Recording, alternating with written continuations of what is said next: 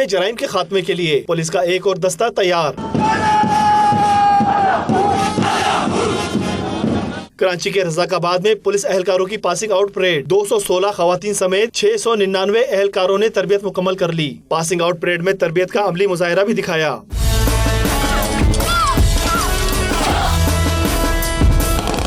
दहशत गर्दों से किस तरह निपटेंगे, जराइम पेशा अनासिर का मुकाबला कैसे करेंगे, सब करके दिखाया।